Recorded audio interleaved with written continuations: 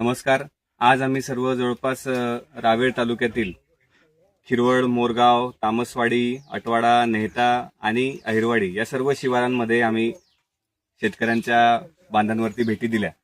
आणि आज अहिरवाडी या गावामध्ये आम्ही आलेलो आहे. जवळपास 8 वर्षापासून हे गाव जे आहे या गावामध्ये सतत नुकसान होतंय आणि या गावामध्ये जवळपास प्रत्येक शेतकऱ्याच्या शेतामध्ये काही ना काही नुकसान जे आहे त्या आपत्कालीन परिस्थितीमध्ये झालेलं आहे. निसर्गाचा नेम काही राहिलेला नाही. निसर्गाने दरवर्ष अतिवृष्टी होते आणि शेतकऱ्याचं नुकसान होतं. हे नुकसान झाल्यामुळे ठळक मागण्या आमच्या असणार आहेत की जशा प्रकारे सध्याचं सरकार जे आहे ते शेजारचंच राज्य मध्य प्रदेशमध्ये जशा प्रकारे त्यांनी शासन शेतकऱ्यांसाठी चालवलेलं आहे फार उल्लेखनीय आहे. कारण जिथे कौतुक करायचं तिकडे कौतुक आम्ही केलंच पाहिजे आम्हाला असं वाटतं. आणि MP मध्ये मध्य प्रदेशमध्ये शेतकऱ्यांना केळी शेतकऱ्यांना जर कधी नुकसान झालं तर हेक्टरी 1 लाख रुपये मदत त्यांना मिळते. दुसरी बाजू MP मध्ये आपले हे जे रोपं असतात रोपांना शासन सुद्धा त्याला सबसिडी देते. तर महाराष्ट्र सरकारमध्ये का देऊ शकत नाही असा फार मोठा प्रश्न इकडे उपस्थित होतो.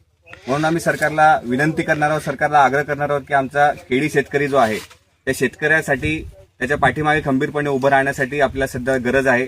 कारण वर्षानुवर्ष झाले शेतकरी या अडचणीपासून पीडित आहे. म्हणून शेतकऱ्याला तात्काळ 1 लाख रुपये हेक्टरी मदत जाहीर करण्यात यावी. त्यानंतर रोपांचा वाढता जो दर आहे जवळपास 24 रुपयापर्यंत आज रोप जाणार आहे अशा प्रकारची भीती शेतकऱ्यांना वाटू लागलेली आहे. तर इथे कुठेतरी शासनाने मध्यस्थी केली पाहिजे आणि सबसिडीच्या मार्फत जे आहे ते या रोपांच्या किमती 50% आणून ठेवल्या पाहिजे अशी शेतकऱ्यांची प्रामाणिक भूमिका इथे आहे. सध्या इंधन दरवाढी असेल, इंधन तुटवडा असेल, त्यासोबत पोटॅशची वाढते भाव असतील, आपल्या खतांचे वाढते भाव असतील, या सर्व किमतींमुळे शेतकरी त्रस्त आहे. सध्याच्या परिस्थितीला मागच्या वर्षाचा जर कधी आपण आकडा बघितला तर जवळपास 22,500 रुपये हेक्टरी मदत मिळाली होती.